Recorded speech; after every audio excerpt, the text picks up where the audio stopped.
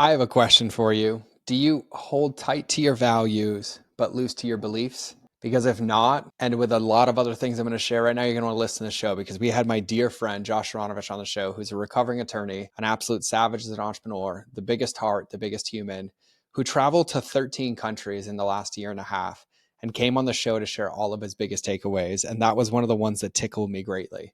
He also talked about how Egypt tried to kill him 3 times, how our job is to approach greatness with humility, how when it comes to human beings is the duality of peoples, that we're all made up of the same parts, but we're put together differently. And so we're all unique, but we're all put together differently. How the secret to your actual success is doing business your way, not someone else's. How our job is to learn how to listen, but not with our ears, with our soul. How we should trust our curiosity and surround ourselves with people who fire it up. And for those watching, like I'm having to read my notes. I had to write them on paper because there were so many of them. When faced with circumstances or opportunities or things that come up in our life, why don't we ask why the heck not? How our personality is a choice. How we should never limit ourselves with that's just how I am. How our job is to go through the challenges that we're faced with, but oftentimes we all discount our capacity for growth. The power of embracing a willingness to be wrong, and so many other takeaways crammed in this episode that was like 50 minutes or so. My heart was ringing. We cried together, we shared, and it was like going to church for me, just listening to his perspective and knowing him personally and watching him grow. There's something for everybody in this episode. And so I'm honored. I'm excited to share it with you. So without further ado, let's get into the show.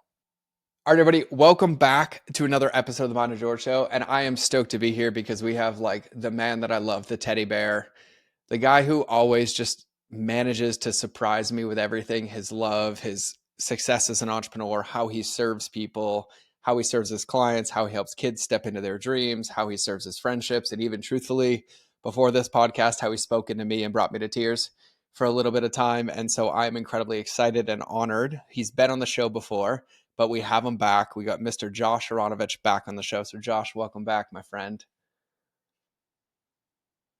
I love you, bro. You're forever family. You're forever family. And Josh also has like a standing seat at our events and like is literally the best hype man, articulator, summarizer of moments. And my favorite thing is when your intuition gets like, so this is what I'm hearing, and you just give us zingers all day. It's my favorite thing ever.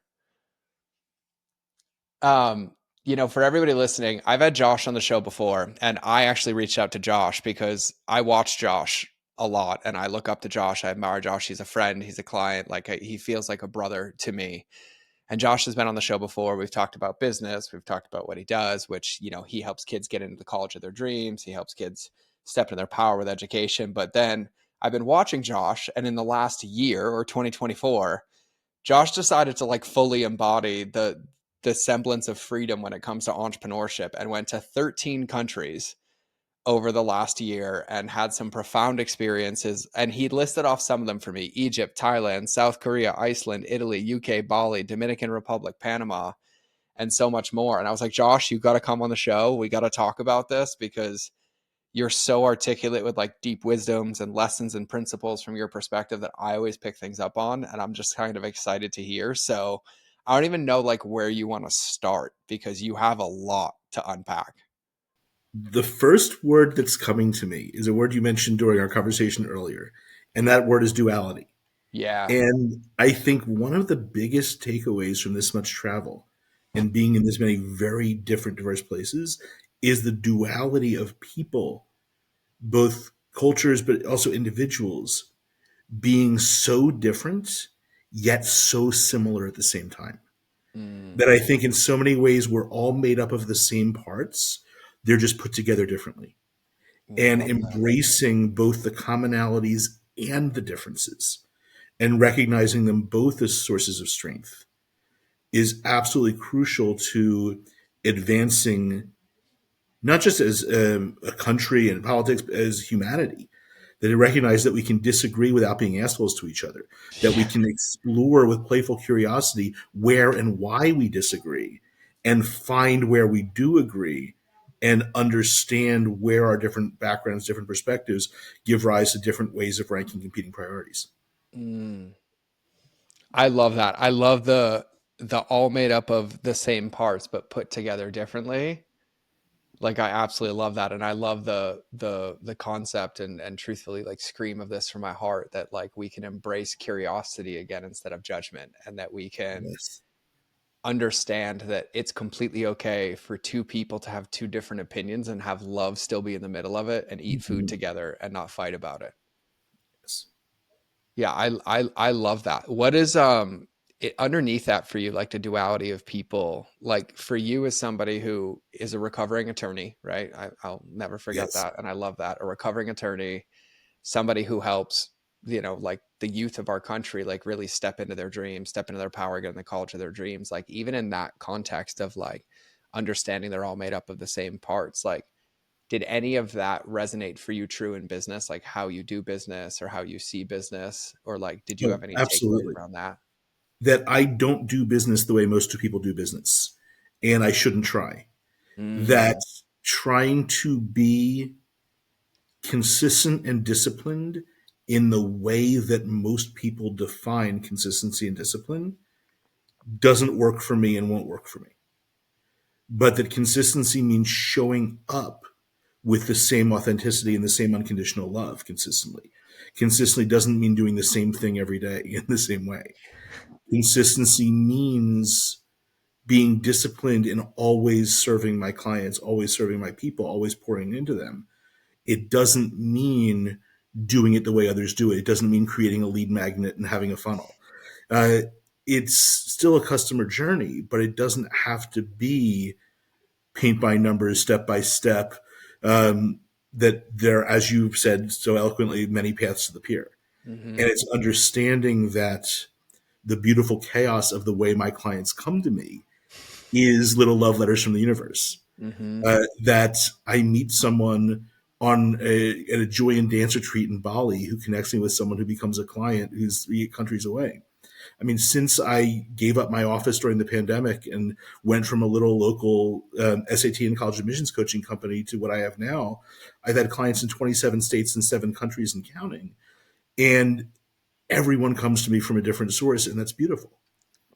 But it's about just learning to listen, learning to listen to people, not with their ears, but with your whole soul, but also learning to listen to God, to the universe, um, and people of all different faiths, all different backgrounds, all different forms of spirituality. I think we often use different wording to refer to the same thing, that same connection to something bigger than ourselves. And when we trust that and the messages it sends us, and we trust ourselves, there's no limit to the magic we can create. mm. I love that. I want to unpack that a little bit because it feels so powerful, especially for you. Like I've known you personally and I love you to pieces, but I've watched you do this. And like you talk about like learning to listen, not with your ears, not with your soul, but like the nudges or the tickles that come. Mhm.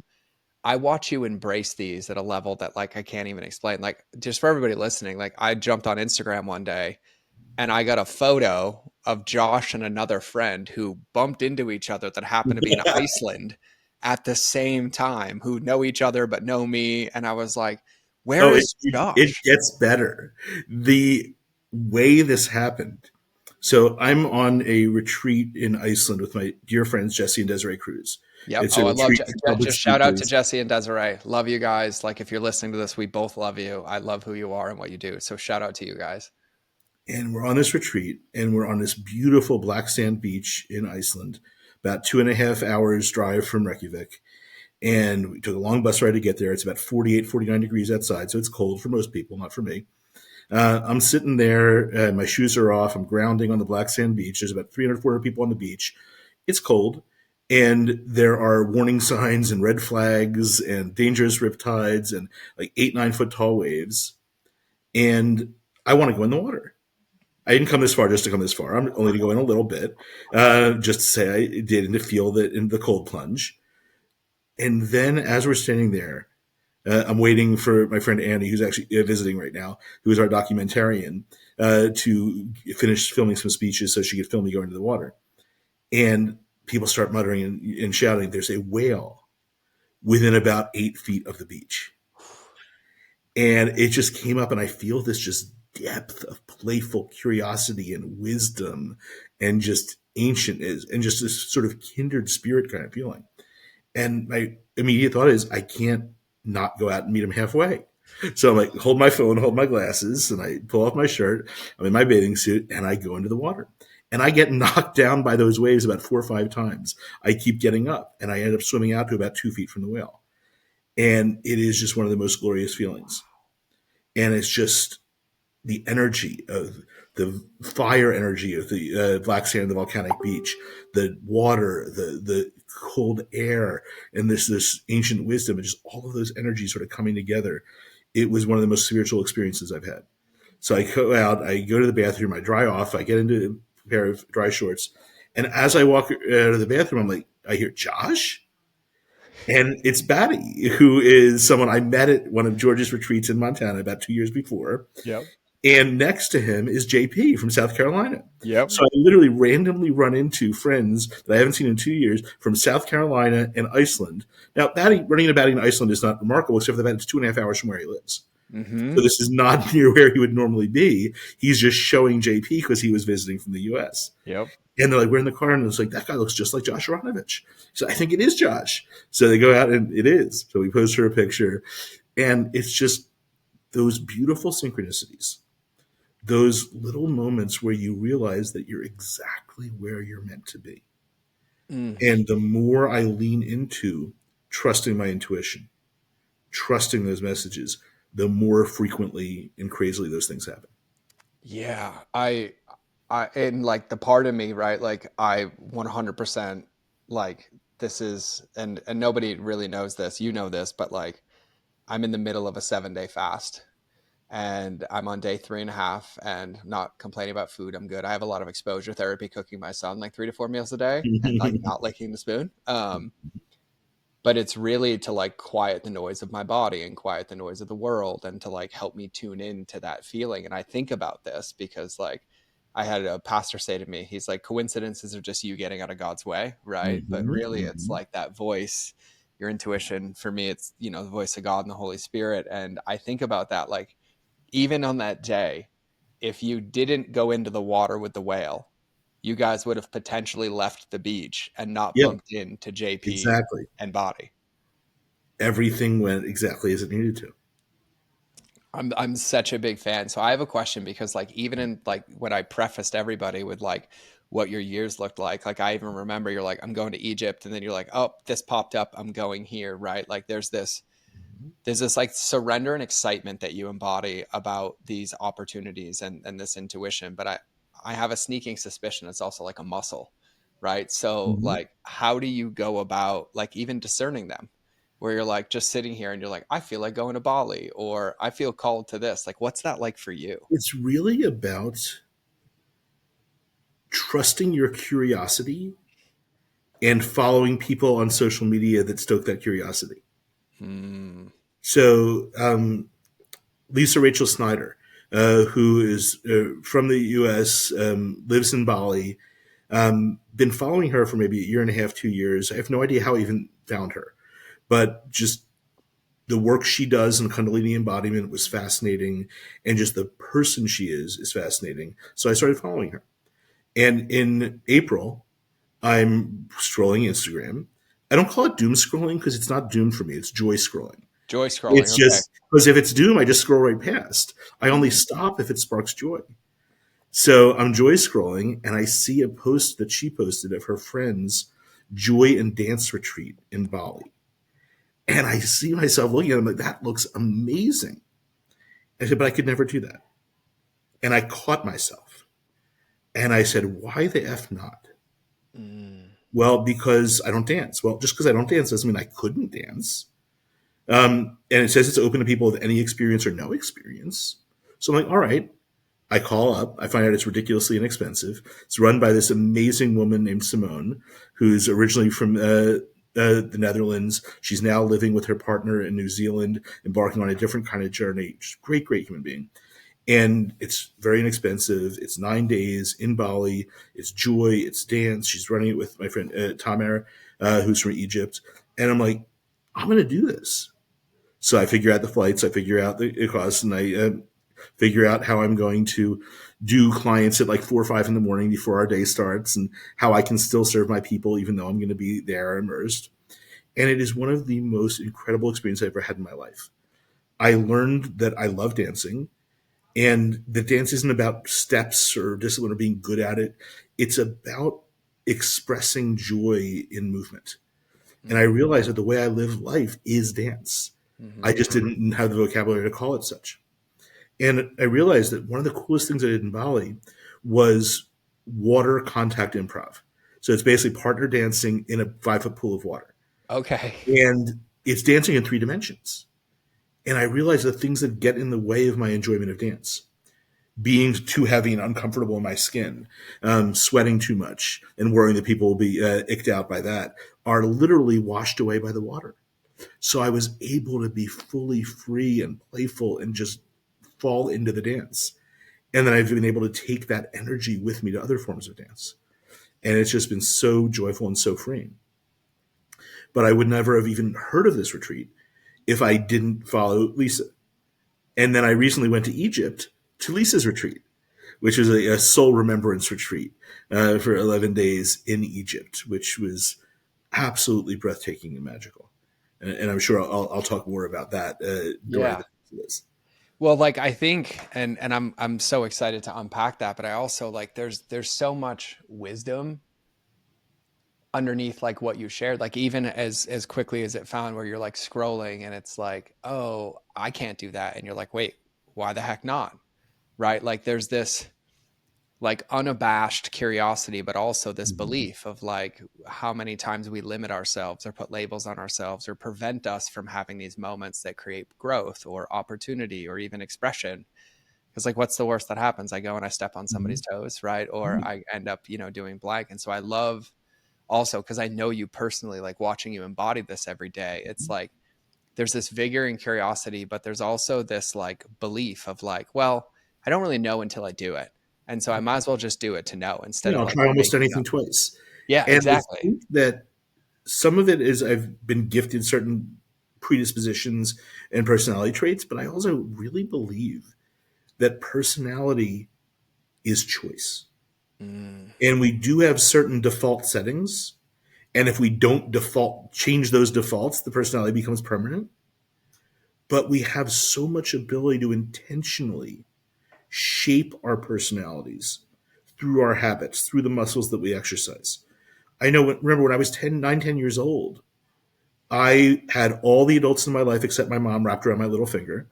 I was able to manipulate people to get exactly what I wanted because I was smart and I was strategic. And I realized that if I kept on that path, I'd become a monster. And I didn't want that. So I intentionally made it my purpose to strengthen my empathy, to mm, learn how to put myself in others' shoes, and to see and feel the world from their point of view and perspective. And I did that so much as a child that it became my superpower. And now I couldn't imagine myself without that as a core aspect of who I am, that I truly lead with love in everything I do. But that wouldn't have happened if but for that choice. mm-hmm. So I think the choices we make of what muscles we exercise and that we don't limit ourselves by that's just how I am. And we recognize that almost everything is actually within our power. That when we say that we are created in the image of God, that means that we too are limitless. We too have the capacity to create. I'd say it's also a superpower that you had that awareness as a child. It took me till I was Mhm. 37 years old, and now I'm like, oh yeah, got it, muscle. Mhm. I love that. But that I love the personality as a choice, and never limit yourself with like that's just how I am. Like I feel like that's the. I was thinking about this the other day. I was on an acupuncture table, and this fast is like I tried to explain it to my partner, and I was like, time is slowed down, and the level of presence in my body is Mhm. huge because there's no distractions. There's not like thinking about the next meal, thinking about the next blank, the next YouTube video. Like I'm fasting from social, I'm fasting from videos, I'm fasting from anything but reading and being with myself. What's And I was beautiful sitting, too with that is that you take that awareness, you take that energy, you take that feeling, and when you fully drop into it and taste it and feel it and experience it, you now have it. yeah, And you don't have to be fasting to access it again. 1,000%. Like Once I was, you've been in that energy, you have a muscle memory of it and you can bring it to moments throughout your life when you need it. 1,000%. Like one of the things that my partner said to me when I was coaching her, she's like, you just can't unsee once you see it. I'm like, no, that's the whole point. But then even to your point is once you see it, it then becomes a choice. And what Mhm. you don't change, you're choosing. Right. And so I Exactly. was even like getting down into the deep roots of like purpose and my vision and like everything. And I was like, God, like the only thing that brings me purpose is having curiosity to grow, but then to share that and love other people through that process. And all too often, like I fell into this trap forever of like the finish line trap, like, oh, I made it, right? Like I'm not exploring new things. I'm not trying new things. I'm not signing up for a hip hop dance class or going to a Mhm. spoken word poetry thing or even like how we entertain ourselves. Like I'll remember like I used to love watching like comedy on YouTube and I'm like, "Ah, I Mhm. don't know if I like want to go. There's so many people like and then I went to a comedy show and I was like, what have I been doing? Like this was a Mhm. blast. Like I need to do this more often. And it's Mhm. just like staying in that childlike curiosity unlocks so much potential, but also keeps us in this like momentum of growth and integrating those things for us to never become stagnant. Like I think about Greg Kimball, who I love dearly, Mhm. and Yes. Mama Kimball, Linnea, who's in her Mhm. 70s Mhm. and she is like still working with a personal trainer and she's starting new courses. And she's like, the only time I die is when I stop learning. Like, I'm not like other people my age. Like, Yes. I want to be humbled. I want to fail at things. I want to Mhm. Mhm. learn things. Like, Yeah. and it's such a beautiful lesson that's so embodied in like everything you've shared already. Like, I just love it. Absolutely. That continued growth, that continuing to put ourselves in new situations, to let synapse spark differently, to explore who we are in this circumstance. Hmm. And that solidifies who we are at our core, but it also gives us choices and chances and exposes us to new ideas, new ways of viewing the world. Hmm. That when we lock ourselves in our present circumstances, things don't change because we've chosen to stagnate and decay. And I think putting ourselves in new situations, putting ourselves in challenging situations, planting ourselves in soil where we can grow is one of the single most important things we can do at every stage of our life. Yeah. It reminds me of a quote I heard on Sunday that like inspired this fast actually. There was a guest pastor in, her name's Annie Downs. She has like 100 million downloads on her podcast, like millions of books sold, like this incredible woman. And she was speaking about her story, but it like, yeah, I'll say it, it crushed my soul because I'm sitting there in church listening. And she said, the hard reality is that God put on my heart that I was staring at every door that was closed behind me and refusing to walk through the doors he's opened in front of me. And it just like did something to my body and did something to my brain. And then it was like this, to your point of like the boxes that I put myself in of like, well, it has Right. to look this way, or I can somehow control the Mm, situation that's coming other mm. than controlling my Your perspective, own love, perspective and your and own who I am in what's what you coming. pour into the situation. Exactly. Yeah, a You thousand percent. can't always control the container, but you can control how you flow within it. And I was like, oh, right. Cause like navigating a divorce and navigating co parenting and like Mhm. starting to like almost like hit reset Yeah. is And, like, and oh, but those are particularly challenging because I think I just had an epiphany about your ultimate purpose. yes, Your purpose for me is family, yes, and not just your children, but when you're talking with working with a company and their customer journey, it's the family of the people they impact. yeah. It's ultimately the human family, Mm-hmm. and it's how we act more as family in the loving ways and not the dysfunctional ways. Mm-hmm. And so that's been like on my heart because then I'm like, oh, like I pray for it and it comes, but I'm like, but it doesn't look like I wanted it to Mhm, look. mhm. I'm like, oh, but even in the process, But it there's looks how you needed it to look, because it exactly. looks how it gives you the opportunity to grow through the unexpected, to grow through the challenges, and make it something even more powerful and beautiful than you ever could conceive of on your own. Oh, 1000%. I had to write that down because I love that one liner you said. It's like growing through the challenges. And, but to your point earlier, to even tie some of this together, even in those challenges of like, oh, this wasn't the easy button that I expected. Mhm, On the other side of it has been this like tickle in my intuition of like, oh, yeah, mhm, but in this moment and in this moment, and every time I answer that call, my job is not to know the timeline. I'm in this limited earthly body, right? In mhm, this existential meat suit floating around that was gifted to us from God. And it's not my timeline, but if like the stepping stones are put in front of me, and I'm like, "Yeah, but that's not the one that I asked for," Mhm, and I mhm. don't step, then I never know and make progress towards that. And it's the same Right. thing with curiosity. Like I think about it, with even what you shared with like going to Bali and doing that, Mhm, retreat. Like for whatever reason that showed up and popped up in front of you. And it's like we owe it to ourselves, in my opinion, to at least explore it, like to yeah. taste it before we say we don't like it. Like Mhm. I remember, like I never ate sushi Mhm. my entire life because I grew up relatively poor and didn't really have access, right? And then the first time I went to sushi with my ex-wife, I said yes because it was a date. And I'm like, no, I Mhm. can't do this. I can't do this.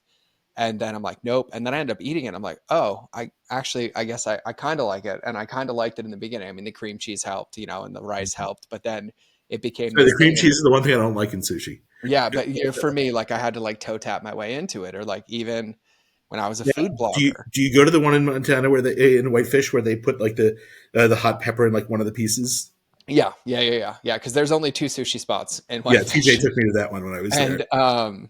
and TJ only goes to one of them, which is hilarious. But Yeah. then I even think back to like me as a food blogger, right? Like I'd never cooked Mhm. before, but it was this thing that I was like, well, I want to cook and learn to eat paleo because Mhm. that's going to help me heal my bulimia and be a better person. Mhm. But I needed accountability, so I posted on the internet, and then 2 years later, I'm a New York Times bestselling cookbook Right. author. But then even that, people would ask for recipes that I would never Mhm. make or eat or try, and then they Mhm. turned out to be some of my favorite recipes. And Yeah. so it's like giving ourselves that permission slip as like Mhm. a child to like Yes. we're also worth exploring, like we're worth having Mhm. curiosity, we're worth growing and not Yeah, boxing ourselves in. and we're worth so much more than we realize. We have so much more to us than we have access to at any given point in time. I think people discount their own capacity for growth. Yeah, 1,000%. Oh God, people discount their own capacity for growth. I love that. And I who love that. we are is not who we're destined or meant to be. Mm. I always think you can lead a George to water, but you can't make him drink. The That's idea true. that these glimmers from the universe, from God, can point us in the direction, but we've got to take the steps. We've Hmm. got to explore to find who we're growing into. Hmm. And I think Oh. one of the most beautiful things is embracing a willingness to be wrong. Mm. And I think when we hold tightly to our values, but loosely to our beliefs, we go into every situation with this willingness to grow and learn and to adjust our worldview as we gain new information and new possibilities. God, that's But so most good. people just double down and defend their views even more so when they're unsure or lack confidence in them. Did you say hold tight to your values but Views, but loose to loosely your to your beliefs? beliefs. Yeah, that's so good. Because even for me, like that lands at a deep level because beliefs come from my view of the world, right? Hmm. Like my internalized Right. dialogue, my life, my previous trauma, Yeah, and that's stories, limited by your experiences to date, 1,000%. And that which is is by that is definition too small a sample size. too small a sample size. Too small a sample size. I love that. I love that. Okay, so before we get into Egypt, Hmm. we talked about Bali. We Right. talked about Iceland. Hmm. What are before we get into Egypt? Was there like another one that had like a profound moment or The experience with other you? profound one was Italy Italy. because I wasn't supposed to go to Italy. Okay. I went to Italy not this summer, but last summer. And it Okay. was also a retreat with the cruises. It was an incredible time. We stayed in this amazing villa in Vico Equense with Eduardo. Great, great trip. I was not planning to go again because even though we're limitless, resources at any given point in time are finite. Mm-hmm. And I wasn't going to spend a lot of money to go to somewhere I've already been. Mm, One of my bucket lists is before I'm done with this planet, I want to visit every country on it at least once. mm, So was not planning to go again to Italy. And then our mutual friend Krista was visiting, and she was in town for a women's leadership conference, and she mentioned that she had an opportunity to go on this retreat to Italy because our mutual friend LS and her husband, who were supposed to go, they had a family issue and had to drop out last minute. It was too late to get a refund, and LS had gifted her ticket to Krista. And I'm like, that's amazing. And just had to come up with airfare, and it was great. And we're talking about it, and all of a sudden it dawns on me. I'm like, wait a sec. You said LS and her husband. What happened to his ticket? So she calls LS. I call Jesse and Desiree. And 15 minutes later, I have a free ticket to a retreat in Italy, which was amazing because it's where I met my dear friend Annie, who is a gifted documentarian and videographer who filming bits of the Italy trip and the Iceland trip. And it was just a chance to deepen connections with friends that have become like family. Mm. I was gonna say, I was gonna ask you a question about that because I definitely have that in me sometimes where I'm like, oh, I've been there already, right? Mm-hmm. Or like I've done that thing already. But even you and I were talking about the Bible before. It's like, Mm-hmm. there's like 7 levels of Yeah. understanding. Every time you read it at a Yeah. different You level. can Like, never swim in the same river twice because it's yeah. not the same river and you're not the same man. So did you find that to be true about going back to Italy? Yes. And there were new things, nuances, but also experiencing the same thing and seeing how it landed different. Mm, So again, I can't do everything at the same time. So I do have to exercise that discernment. hmm. And there are places I will revisit more than others, and there's new places I'll go. But I'm not going to automatically not go just because I've been there. I If love I that. feel the call, I'll listen to it. I love that. I love that. Can we actually, I want to ask you about discernment, and this is just straight Mm-hmm. curiosity that like Sure. hit my intuition. Mm-hmm. Is like I think one of the things that I recognize and see not so much in myself anymore, but I Mm-hmm. see it a lot in people I coach, like a lot of my Mm-hmm. one-on-one clients, is that when they get into discernment or they get into decision making, they think that there's a wrong decision and they like carry guilt with it. Yeah. How do you go through that or how do you discern So through that? there is no right or wrong decision. In fact, there's very rarely binary decisions. There are infinite possibilities. And quite possibly there are infinite timelines in which we make all the choices. So which timeline we're in, there comes a point where we just have to sit in stillness, quiet the noise, and look into our hearts and realize we already know what we're going to do. And stop trying to talk ourselves out of it. Stop trying to justify it. You don't have to justify it to yourself or anybody else. You make this decision because you've made this decision, and that's enough. Mm, yeah, I love that. I wish that I could tattoo that on myself because like it's still a muscle that requires Mm-hmm. work and action. But even that, like I was on a couple calls with clients this week and they're like, yeah, but like what if they're upset or what if they think this or what if they feel this? I'm like, those are all ifs. Like what You does know, your heart perfect feel? example. I made the decision not to go on the Egypt retreat. I made that decision about 3 months before the retreat. Mm, About 2 weeks before the retreat, I suddenly knew that I should go on the retreat. So I reached out and asked Lisa if there were still spots. She said, technically, yes, but it's a really cohesive group. We're really aligned. It's the energy of the container is really what it needs to be. I'm really reluctant to add anybody, but let's have a conversation. So she asked me some questions, and at the end, she's like, "Damn it, you're perfect for this group. You have a spot if you want it." I love that. I love that too. And also like the fact that like The even fact a that she was so protective of the energy of the container was such a green flag. oh, I love it. And I also love that like to your point earlier, like you can't swim in the same river twice. Like choices aren't permanent, but they're like Exactly. stepping stones because they Yeah. can be revisited. Right. You make the right decision for you at the time. Hmm. God, I love that. And Well, if so things now, change, things change. now that we brought up Egypt, you got to Hmm. tell us about Egypt. So like, Absolutely. just give us the Yeah. rundown. So Egypt was unreal. It's a land of such deep, ancient, powerful energy. And in Egyptian mythology, there is a story of Isis and Osiris. And we were at the Isis temple gates, called the Priestess Gate, our first day there in Aswan. And there's this beautiful gate that literally overlooks the Nile.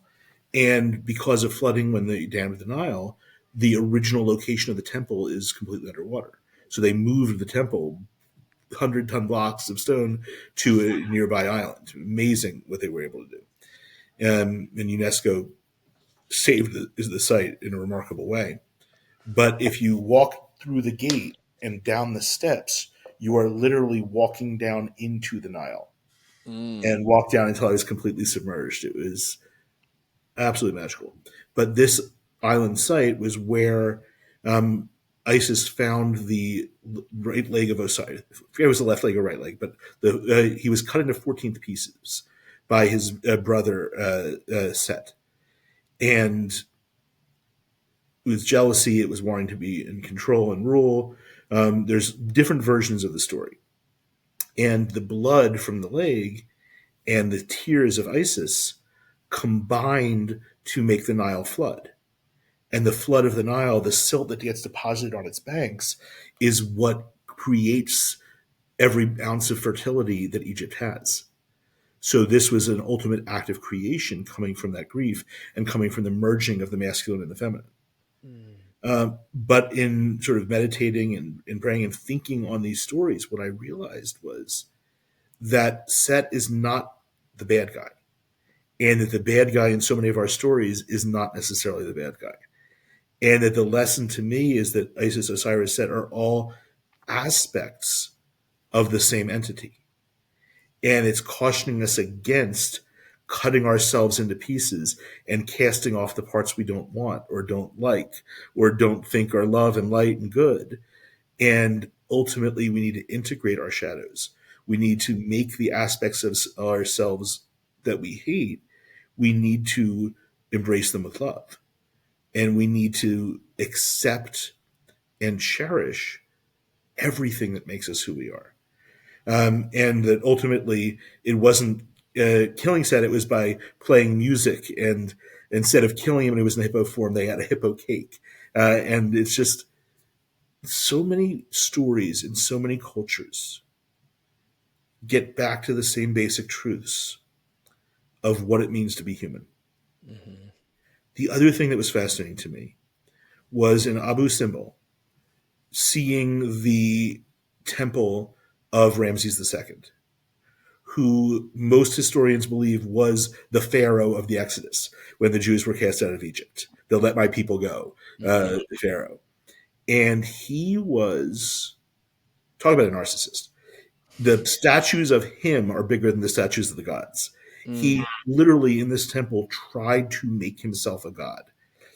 It's the ultimate monument to small dick energy. It's a testament to narcissism, and I didn't feel the same kind of divine energy as the other temples, but I felt it in the land, and the land had been a source of temples, and it's sort of aligned with certain stars from like 20, 30,000 years before that temple was built.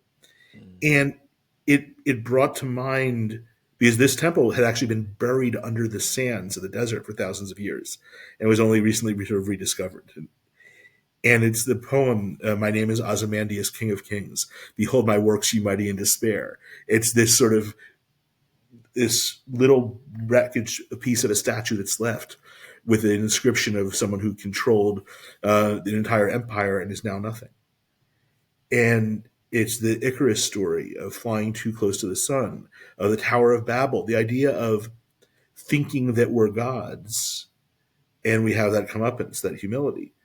But I think sometimes people overlearn that lesson.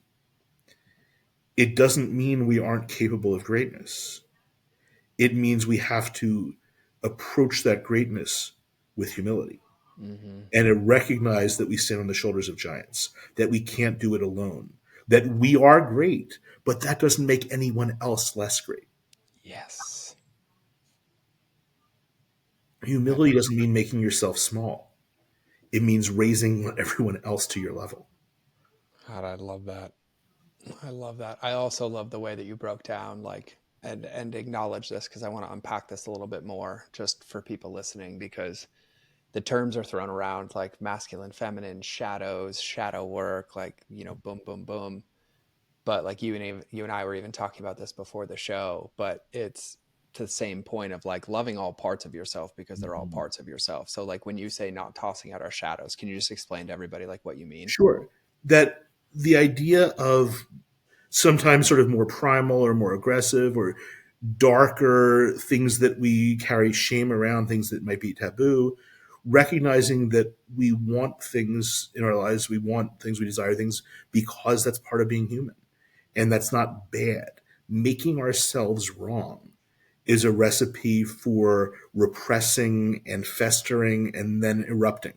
That's where violence comes from. That's where toxic masculinity comes from, which I think is a horrible term, but does get at something real. That when we don't have appropriate avenues to channel our anger, that anger ends up getting unleashed on those who don't deserve it. Mm-hmm. And embracing that anger, realizing it's righteous, meeting ourselves where we are, and loving our rough edges doesn't make us soft, but it allows softness and hardness and strength and kindness to all coexist, and to recognize that we contain multitudes, that we are complicated, we are nuanced, and that's okay. That we don't have to be the same version of ourselves in every moment. It's all important. And a phrase from Jewish meditation, Gam zeh kadosh, this too is holy. I think too, to that point, the thing that I used to wrestle with, and I'm not saying I don't wrestle with it, I accept it a ton, is that also my human brain Mm-hmm. wants to be able to logically understand every part of myself and like Mm-hmm. what those mean. And like even that trap is the devil's in the details because I'm Sure. thinking, not integrating or Yeah. embodying or. Logic is only one tool for understanding. Hmm. And logic is useful, but love is another. Love doesn't have to be logical. Love Hmm. doesn't have to be linear. Love is deeper than that, is Hmm. more than that. And when our love and our logic and our intuition and our just being in a place beyond words or concepts, I think one of the beautiful things about meditation, about prayer, is about savasana and yoga. It's all about cultivating an ability to take stillness and silence, even when we're not still and silent, and to go through life and to go through your day in that energy and in that space, even when we're not doing something to actively produce it. Mm. And it just creates an awareness and an expansiveness of consciousness in a way. By focusing in on the small, on that spark of the divine within us, we get to experience the multitude. Yeah, I love that. I want to get practical for a minute because Mhm. like even hearing you, speak and everybody listening, like one of my favorite things is like how intelligent you are, but how much you discern and pick up and take away and like principles and tying it together. And how do you go about like integrating these things? Like what's important for you? Like some of these takeaways and lessons that you learned and experienced, like when you get hit with a piece of clarity and you're like, okay, cool. Like I can't dishonor the parts of myself Mhm. that are shadows. Like how do you go about approaching and integrating those into like your day to day or your week, or like what's that like for you? I guess the first part of that is just awareness, to catch myself if I start to judge myself, Mm, to catch myself if I feel something that I don't like about myself. That's, I think, the first crucial step. The other is to just give myself the gift of spaces where I don't have to do anything. Judgment free, not watching screens. One of my favorites, and something that I've implemented years ago, and at first I thought, how can I afford to do a 2 hour massage once a week? Became, how can I afford not to? mm-hmm, And that's something I've prioritized, to make sure that I have that time of stillness, of having the tension and the muscles worked on, but also just a space of being. mm-hmm, Um, Hot yoga was a revelation. Uh, this was short version of the story. About 11 months ago, I'm part of the local Washington Township Chamber of Commerce, and we do on their board, we do a best of Washington Township each year, and we have our award winners. 400 some people come into the space. We have a beautiful dinner. It's so much fun. I've won that for best of for tutoring and SAT coaching and life and business coaching the past 5 years. But this isn't about me. This is about the mistake we made. Two of the plaques got stuck together. and one of the recipients did not get recognized. It was Laughing Buddha Hot Yoga. And they had bought 2 tables. They had 20 people at the event. We didn't realize they didn't get called up until the confetti gun went off at the end and it was too late. So we're apologizing. Some of the people were really steamed. Ends up that we screwed up. We owned it. We posted on social media apologizing. We urged people to try them out. We showed up the next night with a new plaque, flowers, balloons, hugs, apologies. And I purchased their $40 for 40 days and did my first class right after we dropped off the stuff. It kicked my ass. Mm-hmm. And it was one of the most beautiful things. And in my first 29 days, I did 36 classes. And it slowed down quite a bit in November, December, because I was traveling so much. I was only home 3 days in December, but I've done 8 days straight so far in 2025. Mm. And the challenge, the recognition that everybody is different because every body is different, that we don't show up with the same flexibility every day. I mean, if I have vinyasa at noon after having chest and triceps at 6, it's going to be an interesting day without quite as many chaturangas. But it's also approaching every moment with playful curiosity, seeing what I'm capable of in that moment, and giving myself the duality of pushing myself when I can, but not pushing myself when I shouldn't. Giving myself the grace of taking a few poses off, of resting in child's pose, and of seeing how my body responds.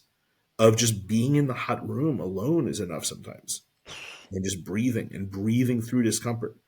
One thing I didn't mention about Egypt is it tried to kill me 3 times. Mm. The first time was that first day at the Priestess Gate. I have an issue with climbing, especially down slopes. I fell off a mountain in Russia when I was 14, and I still have some residual trauma from that. It doesn't stop me, but it makes me a little bit tentative, and I got really tight IT bands, and my lower body's not quite as flexible. So climbing up and down inclines is a challenge. So after we do the ritual, we at the Priestess Gate, have been in the Nile, we climb up on these pretty high rocks, and I'm proud of myself that I managed to get down without me killing myself. So I'm sort of in my head, feeling myself a little bit. We're sort of walking back to the boat, and I mentioned the Nile silt before, very slippery, stepping on the rocks, and my foot just whoosh, out from under me, slams flat on my back. Fortunately, my muscle in my neck and shoulder area broke my fall, so that when my head hit the rock, it wasn't as fast. Mm. So no concussion, no bump, hurt, but no damage. Mm-hmm. Then when we went swimming in the Nile a few days later, we took a little speedboat from our main boat, the Dahabea, that spent 5 days going up the Nile, and jumped in the water, which was great. And then for the 80-pound women, the 2 crew could just pull them right up with one arm. With me and my 260 pounds, that didn't work so well, and the 2 of them could not get me out of the water. But in the process of trying, they bashed me against the barbed wire over the tire and sort of gashed my side and under my pec a little bit. Put some peroxide on it, bandaged up. It was fine.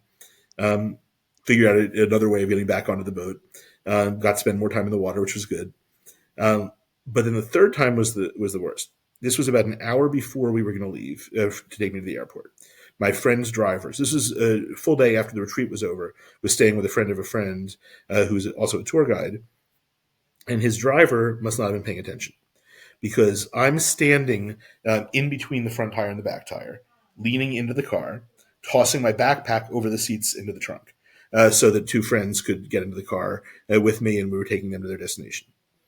And as I'm doing this, the door on the other side closes, and he assumes that everybody's in, I guess, and just starts to pull off, pulls right over my right foot in a large SUV, and I'm screaming. It's the worst agony I've ever experienced in my life.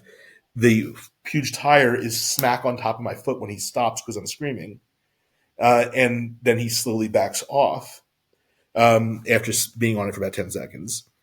Um, I think my foot shattered. It's got to be broken.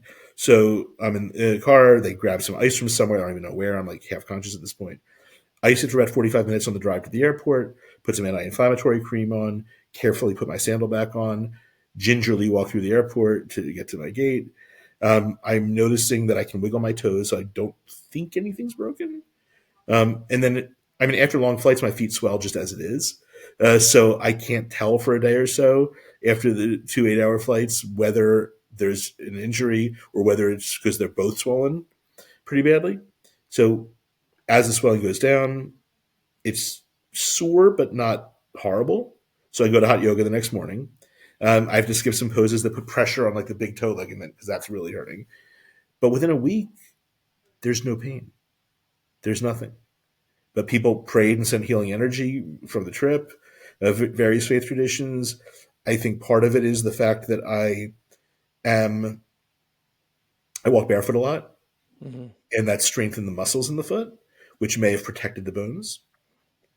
I also still have, for those of you that are watching, a prayer from a Buddhist monk and from my host in Chiang Mai, Thailand, tied around my wrist from November, which hasn't fallen off yet, which is interesting because everybody else's from the trip has fallen off already.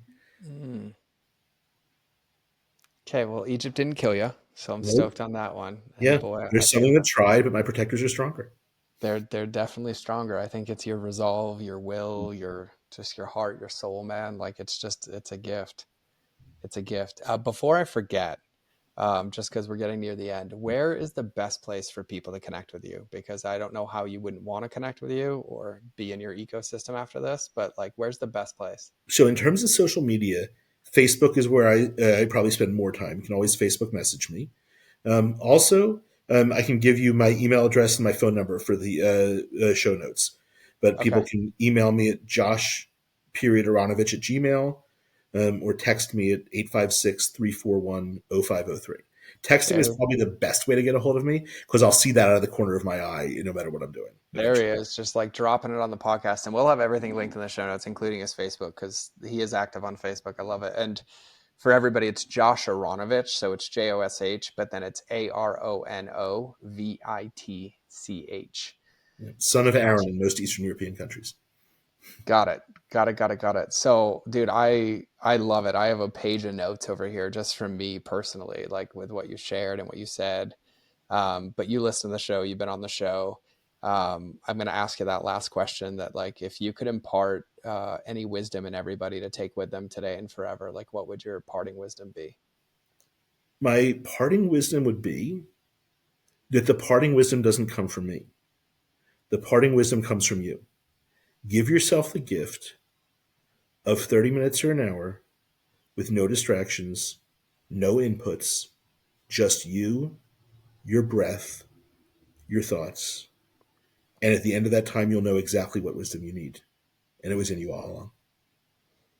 It's the best way to wrap the show, man. That's the best gift that anybody could get. I love that. I'm a big fan of stillness practices and, all of that. So, for everybody listening, I think this one is loaded with lessons, but also one to re-listen to maybe a few times since you can't swim in the same river twice. Mm-hmm. Because we have curiosity, we have personality, we have the boxes that we limit ourselves into, we have exploration, we have stillness, we have space, we have lessons, not doing business how everybody else, but you being your biggest unique gift, giving yourself the space to trust and follow your heart. Like there's And we so still didn't much. talk about South Korea and Thailand. No, we'll have to do another Panama. one. We'll have to do another one. I mean, Josh, I feel like I could run an entire podcast with just you, like just your stories and your experiences, which That'll I be fun. love. But no, uh, talking to you is such a gift, whether it's for the podcast or not. Just having deep conversations, seeing and being seen. It's just such a source of joy. yeah, me too, my So friend. I appreciate and love you so much. And just, I am so grateful that you exist in the universe and in my universe because both are better because you do. Thank you, brother. And I resonate all that back. I love you to pieces. And I'm just grateful that we're friends and we know each other and Mhm. we get to do this life together with love. And, Mhm. for everybody, Josh is one of the most incredible. I cried to him before the podcast with my own shadows of feeling unworthy of his love sometimes because he's just a big heart and cares and operates and leads from that heart and place in every single thing that he does. And so I'd highly recommend that if you felt tickled at all or touched at all or had any clarity or takeaways at all, that you connect with him somewhere and just share them. Just create the connection, allow it to happen. And I'm sure Josh will be back on the show. I know he'll be back in an event, so you'll get to meet him if you come to one of Mhm. our events because he's like the running mascot and his presence just makes everything better. And so, Josh, just thank you, my friend, for sharing your time, your story, your wisdom, your heart, most importantly. I just love you to pieces. And so thanks for being here. Thank you so much. You're welcome. All right, everybody. This has been another episode of The Mind of George. So welcome to 2025.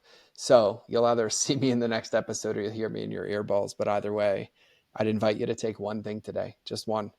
Pick one and give it some love, give it some space, and give it the place to go into practice in your life, whether it's your business, your personal life, your curiosity, your exploration of play, or anything else that landed. But you're worth it, and your greatness is worth it, and the path is in front of you. So let it land, let it marinate, and take action on it. And we'll see you in the next episode.